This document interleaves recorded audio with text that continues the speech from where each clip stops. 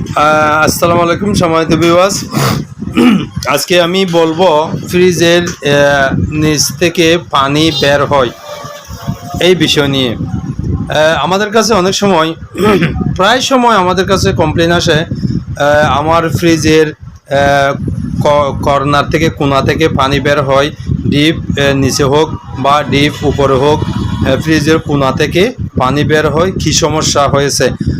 পানি বের হওয়ার কারণে অনেক সময় কী হয়, মরিচা ধরে দরজার লকগুলা ভেঙে যায়। ফ্রিজের দরজার নিচের লকগুলা ভেঙে যায় পানি বের হওয়ার কারণে। তো অনেক সময় ফ্রিজের এই নিচ থেকে পানি বের হয়।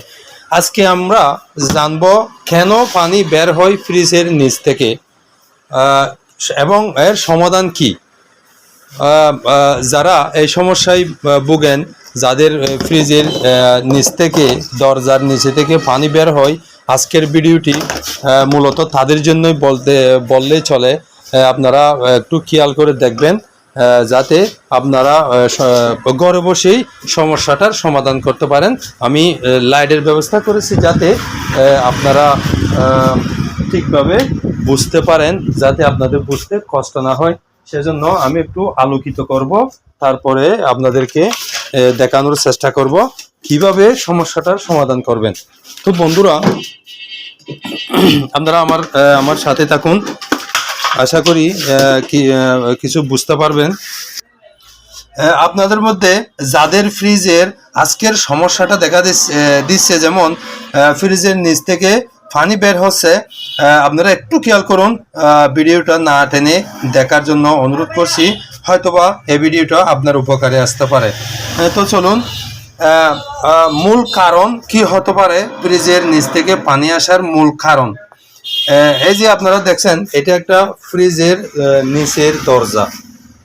এই দরজাটা একটু খেয়াল করুন, এখান থেকে আপনারা দেখতে পাচ্ছেন, এখান থেকে জায়গা ফাঁক করে আছে, দরজা ঠিকভাবে লাগানো। এটা তো স্বাভাবিকলি এভাবে লাগানোর কথা।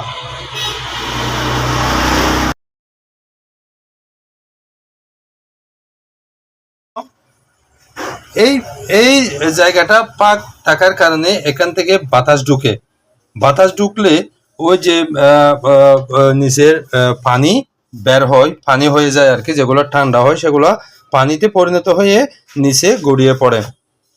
তো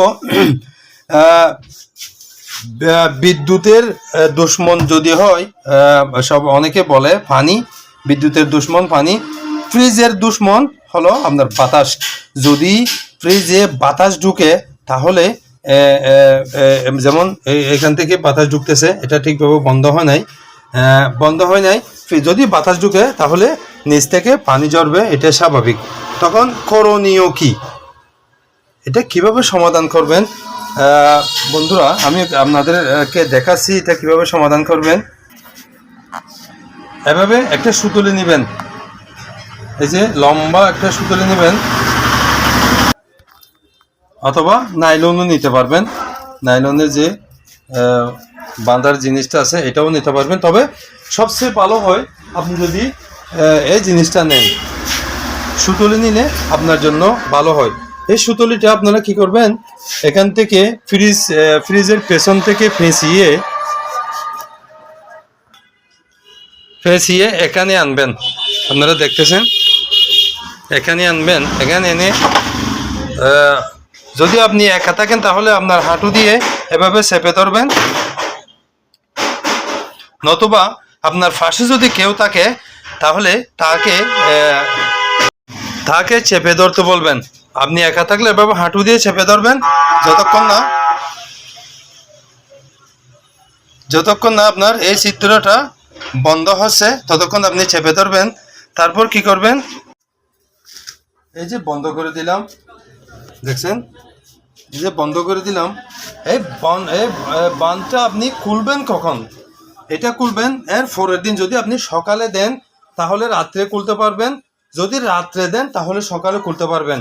ফলে কি হবে, এই যে রাবারগুলো আছে দীর্ঘদিন ফাঁকা থাকার কারণে রাবারগুলো শক্ত হয়ে গেছে। আপনি যদি এটাকে 10 ঘন্টা 12 ঘন্টা বন্ধ করে রাখেন তাহলে সেটা সেটিংয়ে চলে আসবে। তো আর কোনো সমস্যা হবে না, এটার সমাধান এটাই। তো বন্ধুরা, আশা করি আপনাদের ভিডিওটা ভালো লেগেছে। যদি ভালো লেগে থাকে তাহলে প্লিজ আমার চ্যানেলটা সাবস্ক্রাইব করুন, একটা লাইক দিন, আর যদি কোনো পরামর্শ লাগে তাহলে প্লিজ আমাকে কমেন্ট বক্সে জানান। ধন্যবাদ, ভালো থাকুন, সুস্থ থাকুন। আসসালামু আলাইকুম রহমতুল্লাহ।